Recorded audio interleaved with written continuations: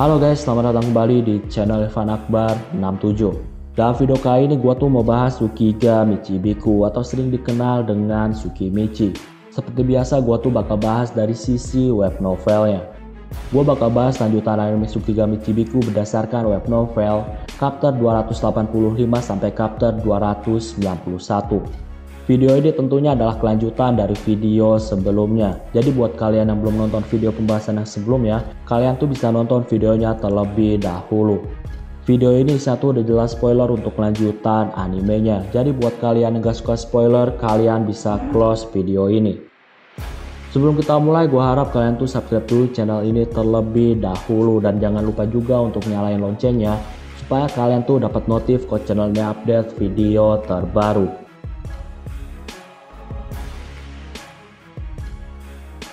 Oh ya, sebelum mulai gua tuh mengasih tahu dulu kalau gua tuh punya channel baru yang khusus untuk bahas lanjutan manhwa. Jadi buat kalian yang suka sama komik Korea maupun Cina, kalian bisa langsung subscribe channel baru gua yaitu Irfan 67. Oke, tanpa basa-basi langsung aja kita mulai ke ceritanya. Peperangan Makoto melawan para Origin dan Rose Garden akhirnya selesai.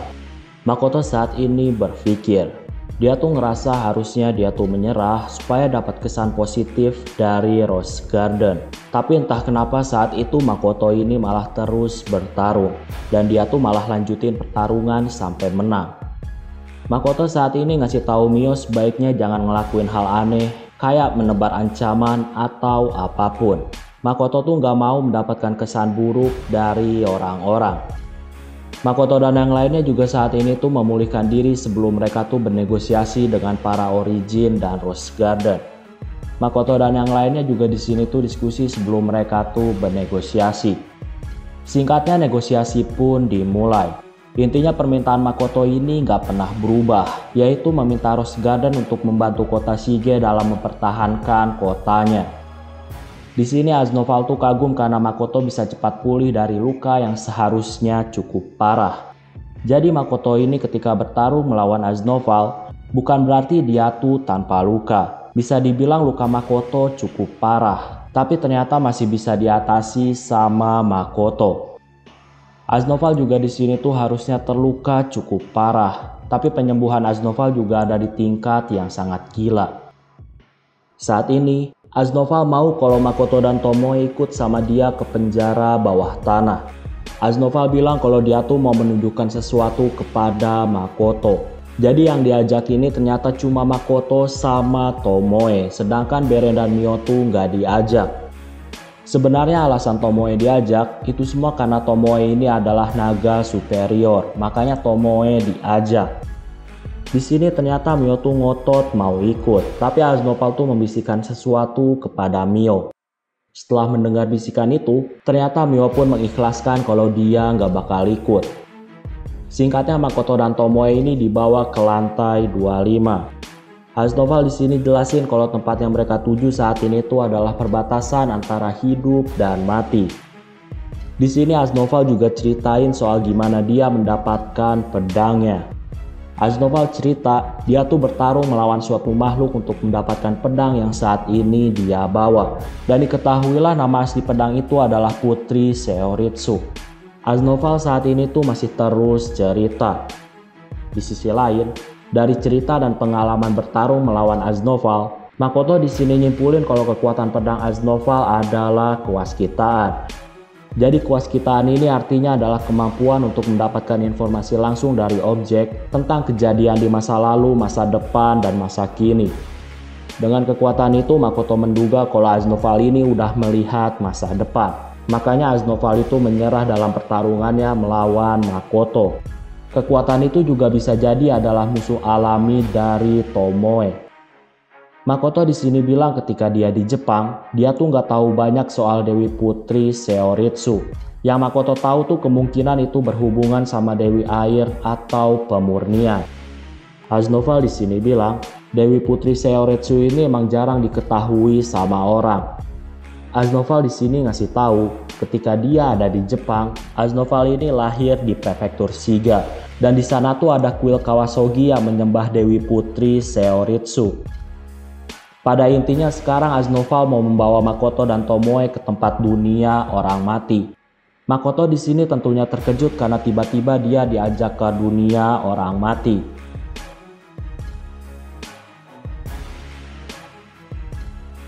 Aznavour saat ini menusukkan pedang Putri Seoritsu ke batu yang besar. Makoto disuruh untuk memakai magic armor demi menghindari bahaya ketika memasuki dunia orang mati. Singkatnya, Makoto dan Tomoe saat ini dibawa ke dunia orang mati. Sesuai dengan namanya, dunia orang mati ini adalah tempat yang agak suram, dipenuhi hutan dan ada juga kuburan. Di sini diketahui kalau di dunia orang mati itu kebanyakan dipengaruhi sama jiwa-jiwa orang. Di sini juga mereka tuh diskusi soal pasangan. Aznavour tuh di sini menduga-duga siapa pasangan Makoto. Intinya Aznavour di sini tuh ngasih tahu betapa pentingnya pernikahan. Semakin cepat menikah, maka semakin bisa punya banyak anak. Tomoe di sini tuh membayangkan kalau dia punya anak dengan Makoto dan dia tuh saat ini senyum-senyum sendirian.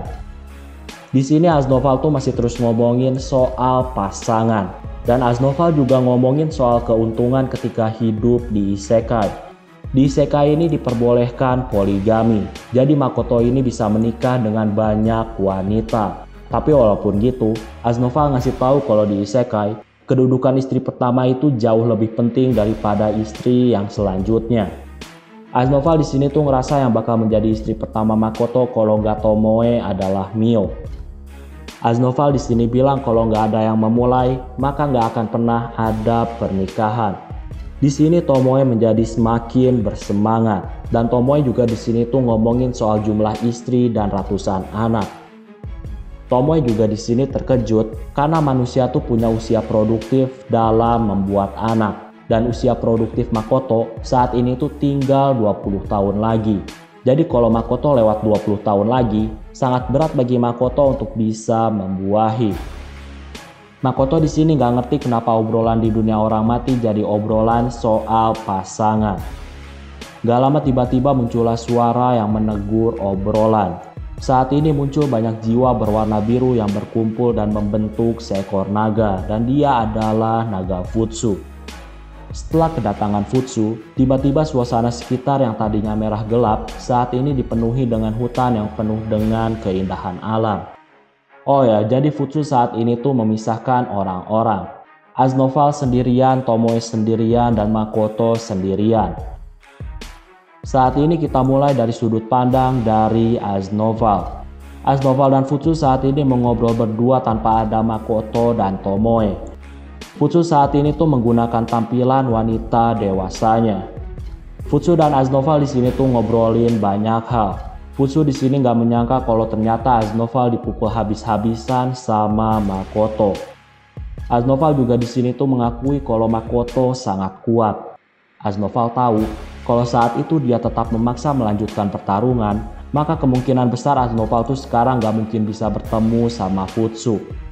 Aznavour di sini ngasih tahu soal pertarungan sengitnya melawan Makoto.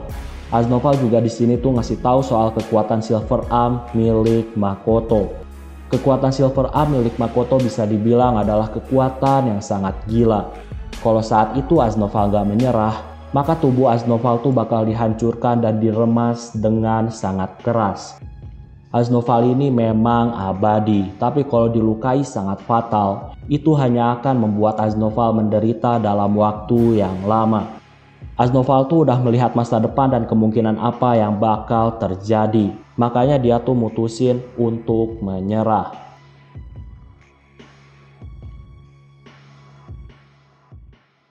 Mendengar cerita dari Aznavour soal pertarungannya melawan Makoto, Futsu di sini tuh sangat terkejut karena Aznavour bisa dikalahkan sama anak yang baru muncul di isekai.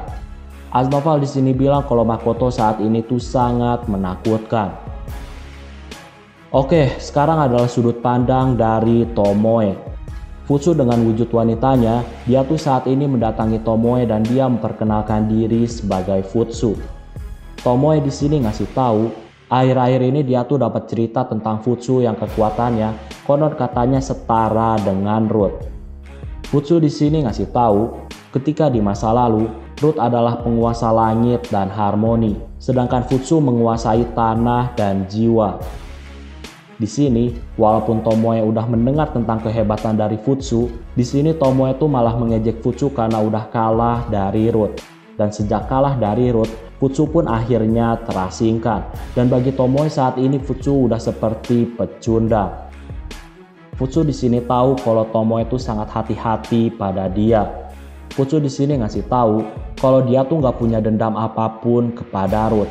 Pada dasarnya pertarungan itu adalah pertarungan antara Ruth dan Futsu.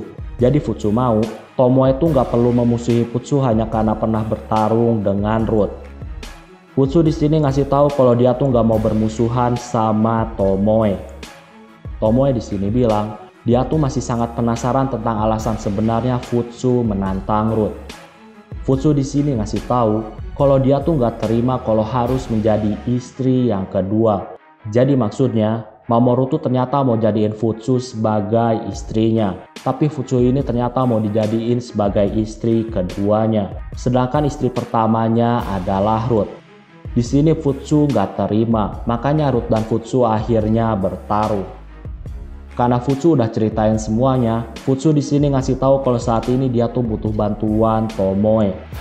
Futsu di sini ngasih tahu tentang kekuatan luar biasa yang udah lama nggak pernah dipakai. Futsu ini ngerasa sangat sia-sia kalau kekuatan itu dibiarin nganggur dan gak dipakai. Di sini diketahui juga, ternyata kekuatan Azuma, Doma, Ryuka, Ground, Lancer, dan Tomoe, kekuatan mereka tuh semuanya adalah pemberian dari Ruth. Futsu di sini ngasih tahu, walaupun itu adalah pemberian dari Ruth, kekuatan-kekuatan itu saat ini udah berkembang, dan itu udah sesuai dengan perkembangan para naga yang dikasih kekuatan. Jadi bisa dibilang kalau Ruth udah gak ada hubungannya lagi dengan kekuatan gila yang dimiliki para naga superior. Futsu di sini ngasih tahu, kemungkinan besar dalam waktu yang dekat, Makoto bakal terlibat dalam perang melawan Dewi. Makanya saat ini bagi Futsu, harusnya Tomoe itu setuju untuk bantu dia, karena Tomoe bisa mendapatkan kekuatan yang nantinya bakal sangat berguna dalam perang melawan Dewi. Saat ini sudut pandang dari Makoto, yang tentunya Makoto juga terpisah dari Aznoval dan Tomoe. Futsu saat ini bertemu sama Makoto dengan bentuk naganya. Futsu di sini ngasih tahu kalau sebenarnya dia tuh kurang nyaman dalam bentuk naganya. Di sini diketahui, ternyata tempat-tempat yang sekarang didatangi sama Tomoe, Makoto, maupun Aznoval, semua bentuk tempatnya tuh sesuai dengan imajinasi masing-masing. Imajinasi Aznoval tuh kayak ada di hutan yang sangat indah. Sedangkan imajinasi Tomoe, imajinasinya tuh kayak ada di tempat untuk mengasingkan diri. Atau lebih tepatnya desa yang sangat indah.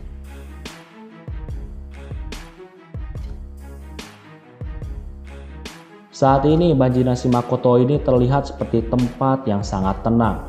Lebih tepatnya tuh nggak ada pemandangan apapun di tempat yang sekarang. Dan itu menandakan kalau Makoto ini berimajinasi tentang tempat yang membuatnya tenang tanpa ada apapun.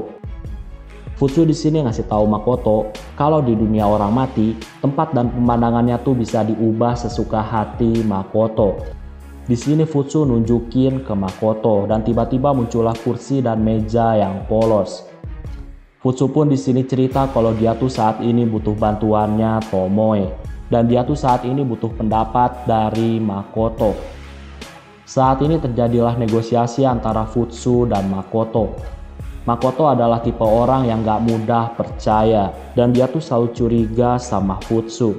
Sedangkan Futsu di sini tuh mencoba untuk meyakinkan Makoto kalau dia bukanlah musuh. Walaupun agak kesulitan ketika ngobrol dan negosiasi bersama Makoto, entah kenapa di sini Futsu juga terlihat sangat senang. Futsu saat ini tuh penasaran sama wajah Ruth dan Dewi ketika mereka tuh melakukan negosiasi dengan Makoto. Bahkan di sini Futsu berharap kalau nanti Makoto negosiasi sama Dewi ataupun Ruth, sebaiknya Makoto ini lebih jual mahal supaya Ruth dan Dewi itu semakin menunjukkan wajah kesulitan mereka. Intinya terlihat jelas kalau Futsu ini sangat benci Dewi dan Ruth. Futsu di sini tuh lanjutin obrolannya dan dia tuh ngasih tahu kalau dia tuh nggak bakal memusuhi Makoto dan permintaan Futsu bisa dibilang menguntungkan. Futsu di sini ngasih tahu kalau dia tuh mau transferin semua kekuatan yang dia miliki kepada Tomoe. Futsu ngasih tahu saat ini kerjaan dia tuh cuma mengelola jiwa-jiwa dan itu nggak butuh kekuatan yang besar. Makanya dia ngerasa sangat disayangkan kalau dia harus menyimpan kekuatannya tanpa pernah dipakai. Makanya lebih baik dia tuh ngasih kekuatannya kepada Tomoe. Kekuatan yang dimaksud sama Futsu adalah kekuatan yang disebut dengan Mother Earth Silver Dragon atau lebih disingkat disebut dengan Dragon Mother. Futsu tegasin lagi kalau dia tuh nggak bakal mengikat Tomoe. Futsu tuh cuma mau ngasih kekuatannya aja. Saat ini, karena terus memperhatikan Futsu, di sini Makoto tuh menyadari kalau Futsu kemungkinan saat ini tuh lagi ngobrol sama Tomoe dan Aznoval di saat bersamaan. Jadi bisa dibilang Futsu ini saat ini lagi ngobrol sama 3 orang yang berbeda di waktu yang sama. Makoto di sini salut karena Futsu bisa melakukan hal itu. Di sini Futsu masih jelasin soal kemampuan Dragon Mother. Sebenarnya yang memenuhi syarat untuk menerima kekuatan dari Futsu nggak cuma Tomoe, melainkan Root juga memenuhi syarat untuk menerima kekuatan dirinya. Tapi masalahnya, karena sejarah masa lalu dia dan Root sangat gak mungkin meminta Root untuk menerima kekuatan dari Futsu. Makanya saat ini Futsu mutusin untuk ngasih kekuatannya kepada Tomoe. Futsu di sini ngasih tahu kalau dia tuh yakin bahwa Makoto suatu saat nanti pasti bakal berperang melawan Dewi. Futsu di sini ngasih tahu kalau kekuatan yang dia kasih harusnya bisa melindungi Tomoe ketika berperang melawan Dewi. Futsu di sini juga bilang dia tuh harus mendapatkan persetujuan dari Makoto sebagai tuan dari Tomoe. Tanpa persetujuan Makoto, maka transfer kekuatan tuh nggak bisa dia lakuin.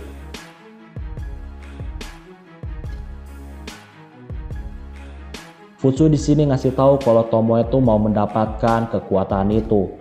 Karena bagi Tomoe, selama kekuatan itu berguna dalam melindungi Makoto, maka Tomoe tuh bakal ngelakuin apapun demi kekuatan. Makoto di sini mutusin untuk setuju, tapi tentunya ada syaratnya. Makoto bilang kalau sesuatu terjadi sama Tomoe, maka Makoto nggak bakal segan-segan pada Futsu.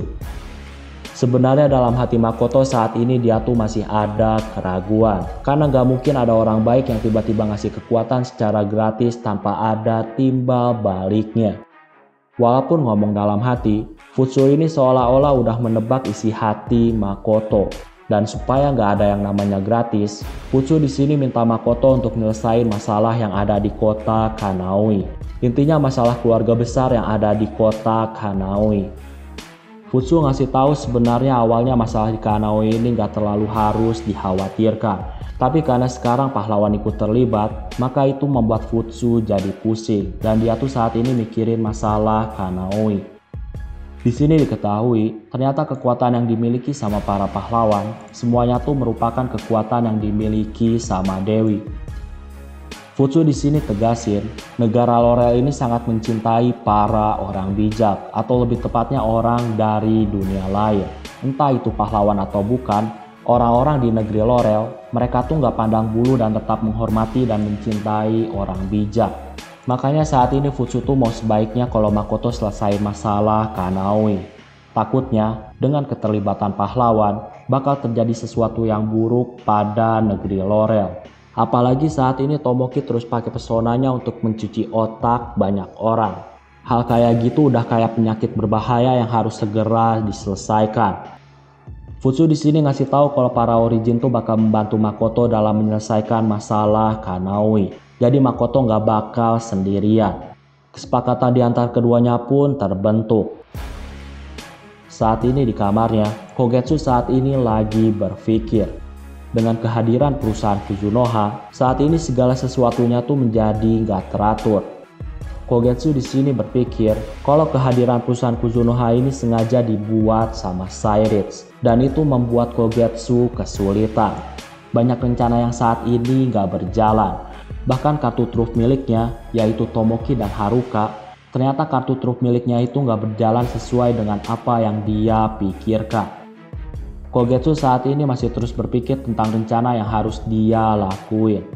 Kogetsu saat ini tuh harus matang dalam membuat rencana dan dia tuh nggak boleh buru-buru.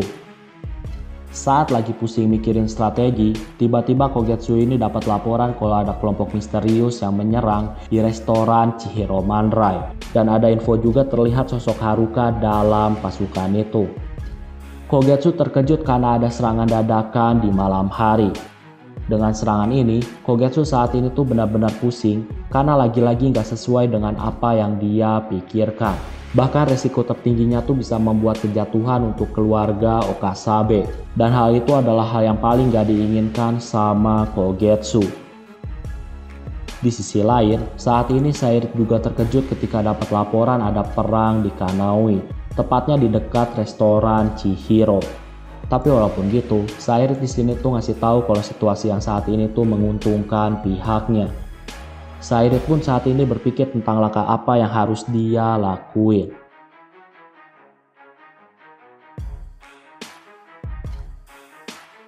Sairit di sini tuh ngasih beberapa perintah ke para bawahannya.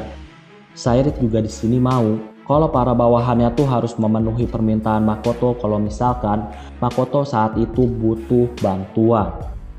Saat ini terjadi pergejolakan yang besar. Ada rencana kotor kekaisaran, masalah Kanaoi, dan lain-lain. Bagi Sairit hal itu sangat menarik dan layak untuk ditonton perkembangannya. Di sisi lain, Lime tuh saat ini kesal karena dimanapun Makoto terlibat dalam suatu insiden, kota yang terjadi perang tuh pasti menjadi kota hantu yang penghuninya pada pergi entah kemana.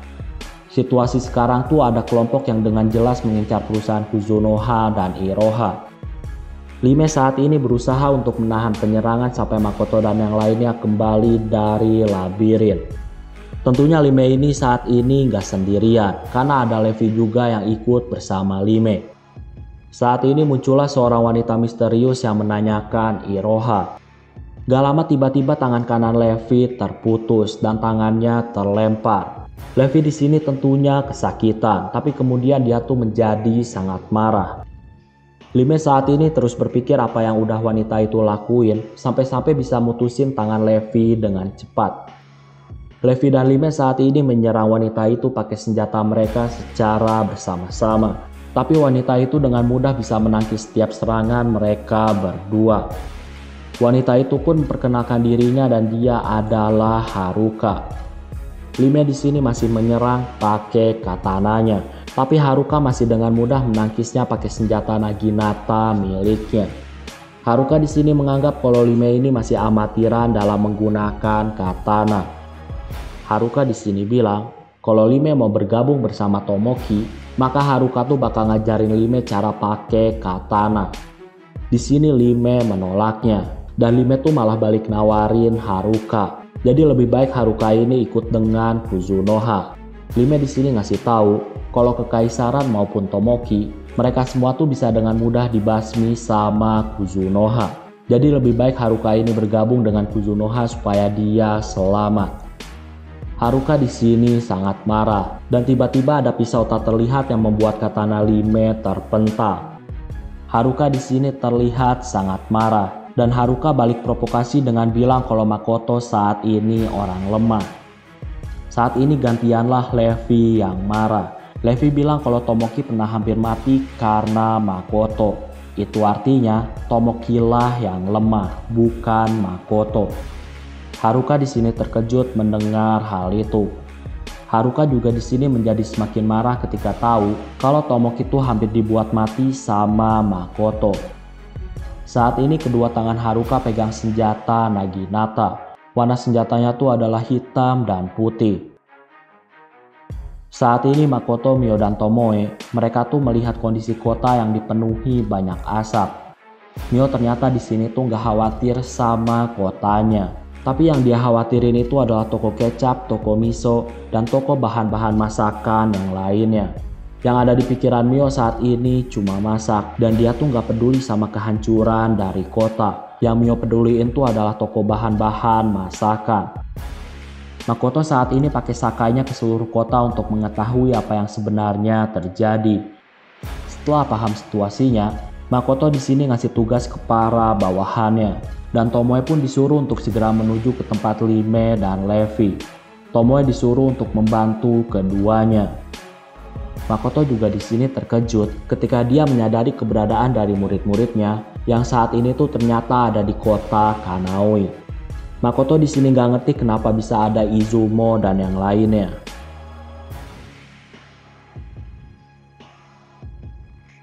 Nah, itulah untuk pembahasan video kali ini. Jadi di sini gua tuh cuma merangkum cerita. Kalau kalian mau lebih detail, kalian tuh bisa baca novelnya sendiri.